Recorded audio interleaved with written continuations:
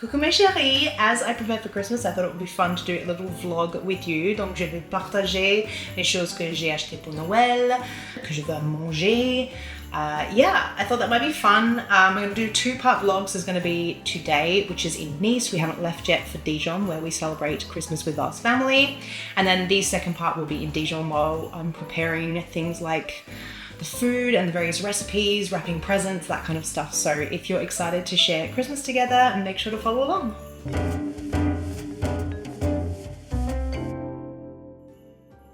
In the mail today, I got a package I've been waiting on for ages. It is from Jade of formerly Scarlet Rage Vintage, or Jade that I used to live on the property of during the pandemic.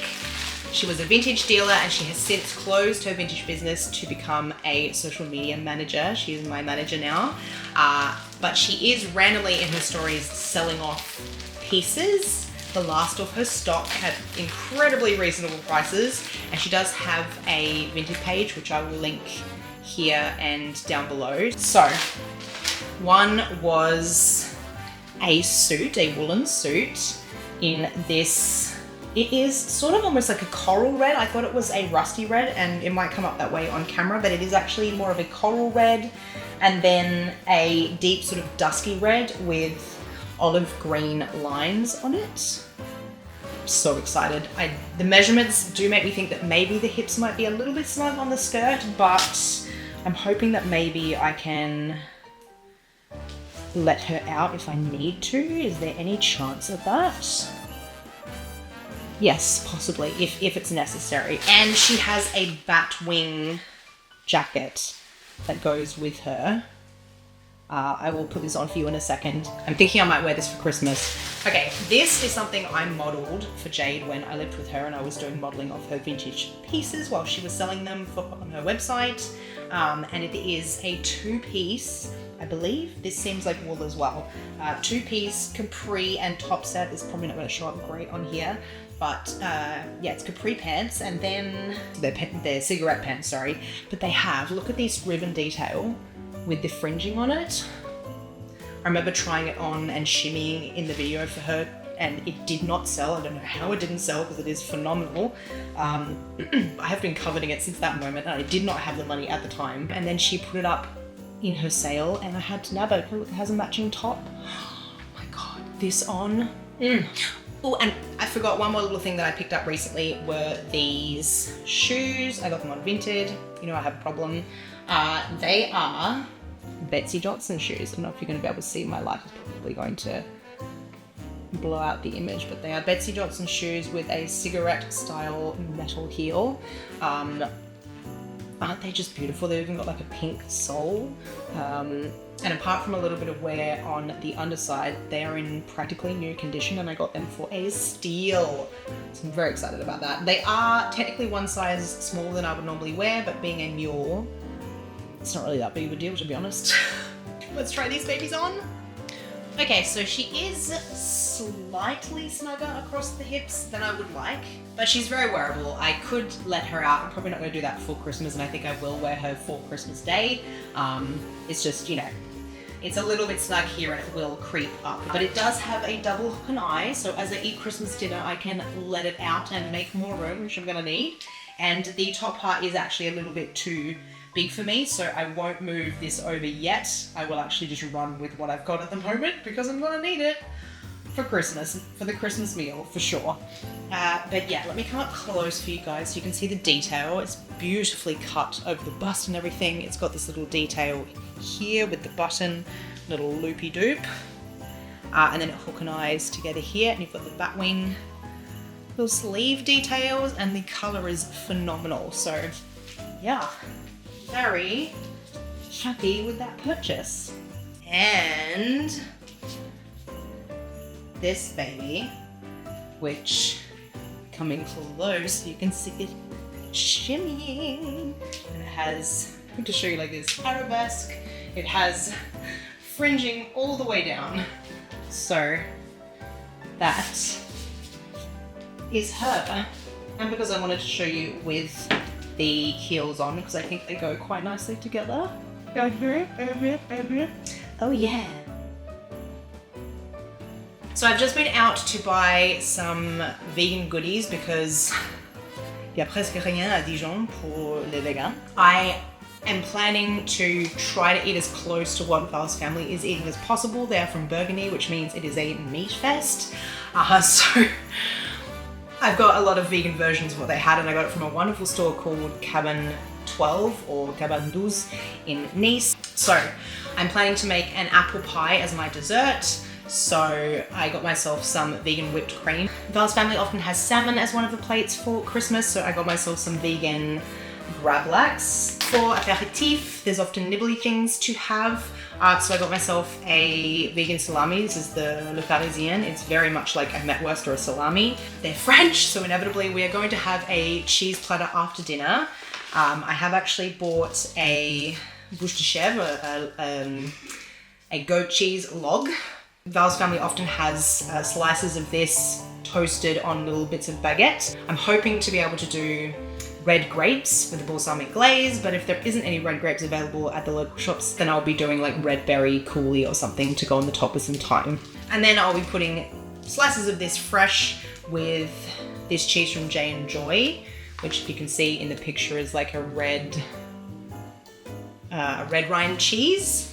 Then we have a blue style camembert, and then I have vegan foie gras. There are so many brands of vegan foie gras in France now, and there are some that I like and there are some that I don't like. But I saw this artisanal one that comes in the proper little tureen jar and everything, and if you can see, it does have the little layer of sort of fat at the top there. I'm very excited to try that with the panda piece, which is a gingerbread, sort of half cake, half bread, that is traditionally eaten with foie gras in Burgundy. So I will be eating this on the panda piece that Val is going to be making in Dijon, and I will share that with you guys so that you guys can make it yourself if you want to. Whilst I was out, I also got our Christmas paper for wrapping presents. It has Santa all over it, just some red ribbon.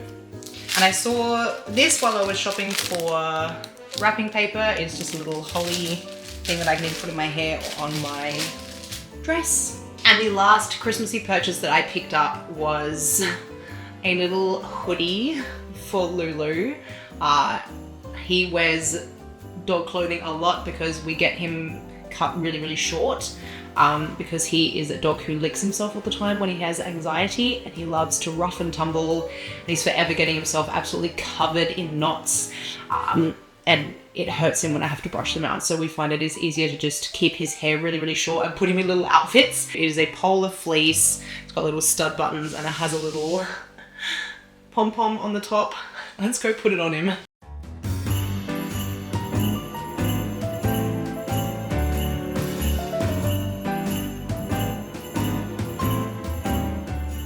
So I'm about to start making the pastry for my apple pie, and I will be using the pastry from Christine McConnell.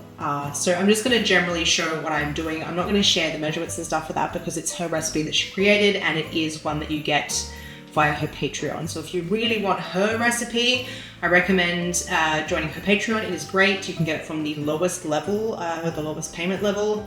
Otherwise, there are a million other pastry recipes on the internet that you can use instead. And to do some cooking, I must have a Christmassy cocktail. And my cocktail is going to be an amaretto sour, but with a spicy Christmas twist. So I'm going to start with a double shot of amaretto.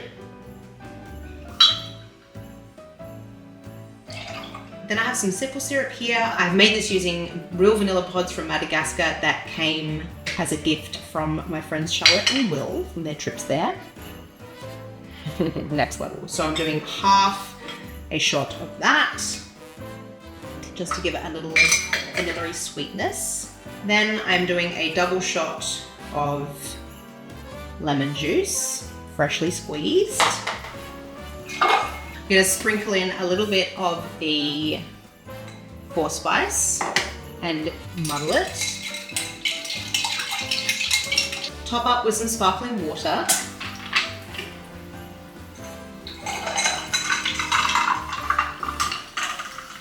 And then I'm going to drop in my cinnamon stick and my star anise. À la tienne. Good.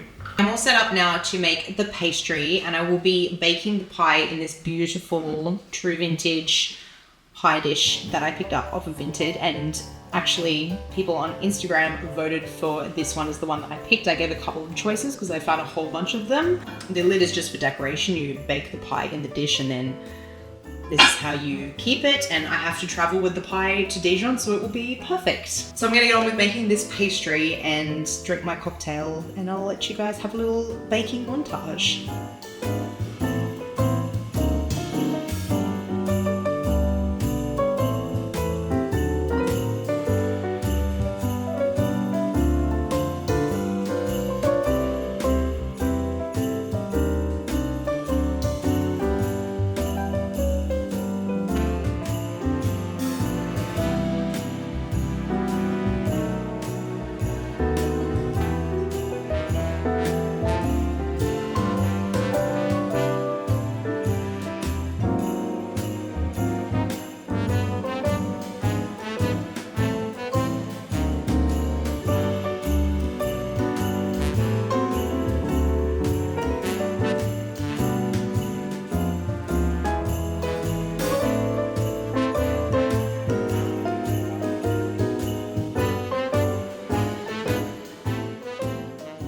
The pastry is done and in the fridge chilling until tomorrow, when I will make the interior of the pie. I think I will bake it before going because I don't want the interior of the pie to make the pie soggy, and also I think traveling with the pie without being able to keep it chilled will do awful things to the pastry. So I think I probably will bake it and we travel on Monday. I have a big pile of dishes over there to do now and I need to make us some dinner, so I will check back in a little bit later. Yep.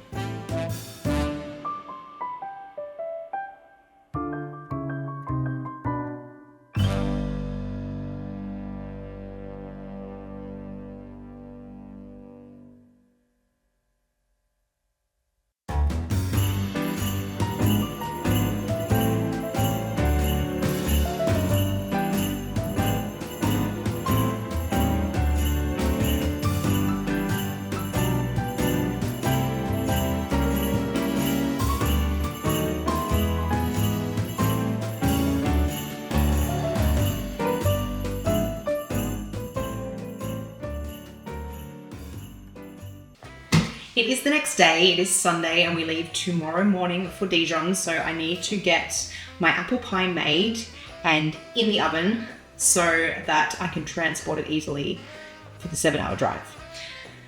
I have used sort of half of Christine McConnell's cherry pie recipe for the dough and half of her apple pie recipe, and that one is actually publicly available on YouTube. Haven't followed it completely. I have used the dry mix that she puts on the apples, but not the wet mix. And I've sort of done the apples the way that she did the cherry pie in the cherry pie video. So it's sort of half and half. The only reason I did it that way is just because time-wise, and we have a lot to do today. I still have to pack. We've got to go to the Christmas market in Nice. There's some presents to buy. I just do not have time to faff around as much as it would take to make an incredibly beautiful and probably much more delicious pie. But I know this will be tasty because the cherry pie turned out so well. So fingers crossed there's not any fatal mistake that I've made along the way, but I'm going to give it a go and we will see how it turns out.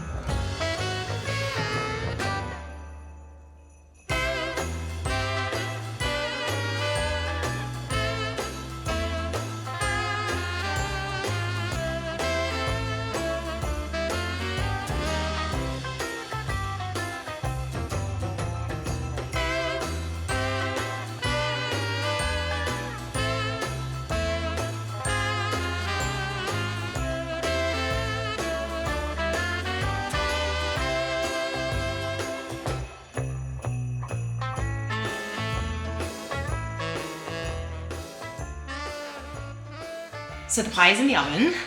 It's looking good so far. I'm very happy with the way it's turning out. So fingers crossed that it looks beautiful at the end and it tastes great when we eat it on Wednesday evening. We want to go to the Christmas markets tonight, so I really need to get cracking on cleaning the kitchen because we want to clean the whole apartment so that when we come back, it's nice and clean. And I need to start packing because I have packed nothing for Dijon. So I'm going to get cracking and I will see you guys later on when we head to the Christmas market.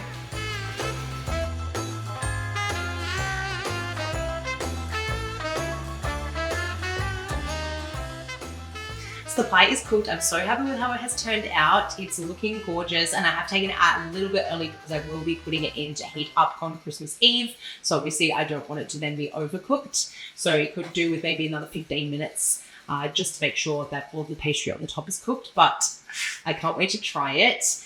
We are going to head to the Christmas market now. I will show you a little bit of the Christmas market, but I'm basically going to be spending the time with Val and enjoying our Christmas festivities. So make sure you tune in next week where I'll be sharing what I'm going to eat on Christmas, what I'm going to wear, my vintage outfit, and how I'm styling it. So thanks for watching, guys, and I will see you on Christmas Eve.